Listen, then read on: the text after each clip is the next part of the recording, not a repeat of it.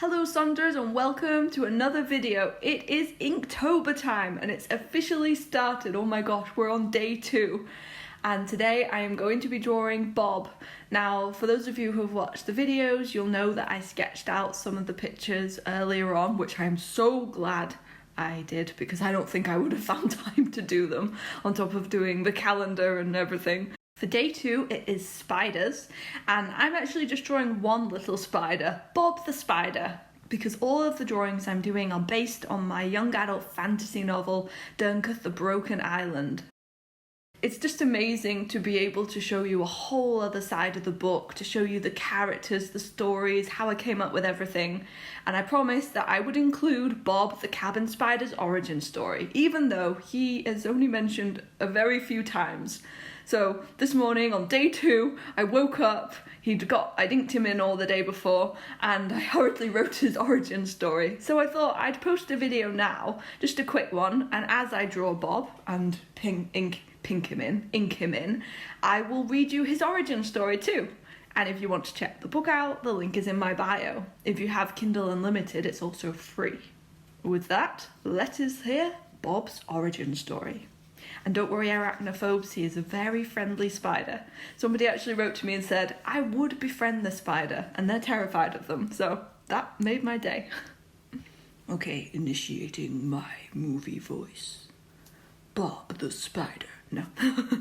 Bob the Spider scrambled over the monstrous dunes, huge grains of sand chasing him across the wicked black beach towards the light. Raindrops created huge fissures in the sand, almost as though the rain was targeting him, which it was. The island of Durnkuth was not only evil, malicious and creepy, it was alive too. Every single element was out to get you. Bob knew he wouldn't last the night if he didn't find safety, if the island even let him. But people were scared of spiders, and the island liked people being scared, so that was his only chance. Ahead, in the darkness and meteor drops of rain, he saw light, too. One came from a village huddled against a huge tor, another from a lone cabin beside the sea. The village meant more homes to shelter in, but it also meant more people, and Bob had seen what had happened to his family at the hands of people. So he scrambled towards the lone cabin. A shadow stood at the open shutters, blank eyes watching the rain. Bob scrambled up the wall to get a good look. The man was huge and hairy, even hairier than Bob, which was saying something. But there was something in his eyes, a sadness as he looked at Bob. He didn't run or scream, he just seemed to look through him. Bob crept closer. Inside the cabin he could see it was dark and cosy, perfect, but could he get in? The wind stopped trying to tear his legs off, waiting to see what would happen. Neither Bob or the man moved. You having it rough too?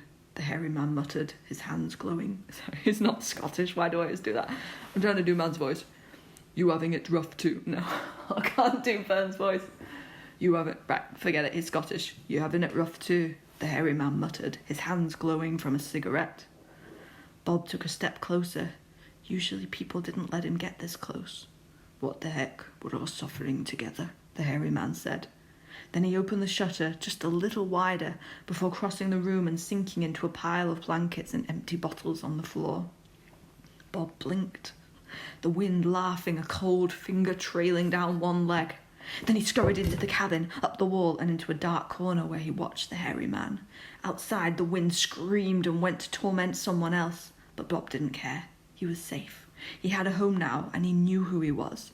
He wasn't a house spider. He was a cabin spider.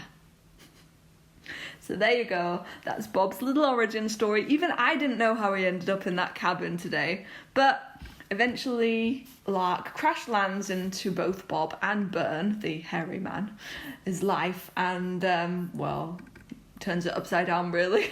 She refuses to leave him alone. She's determined to drag him and Finn and anybody she meets out of their shell so they can experience, the beauty of life. But at the same time, she is hiding from such darkness herself, and Finn is not very happy that she's trying to get him out of his shell, and she is hiding as well.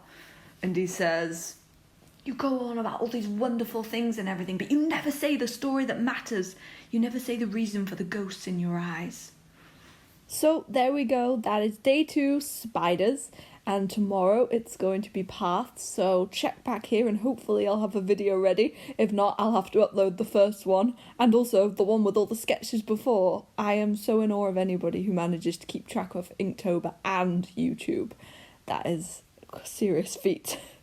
Anyway, I hope everybody's having an amazing day, an amazing Inktober if you're taking part, and don't worry, we got this, and the most important thing is just have fun.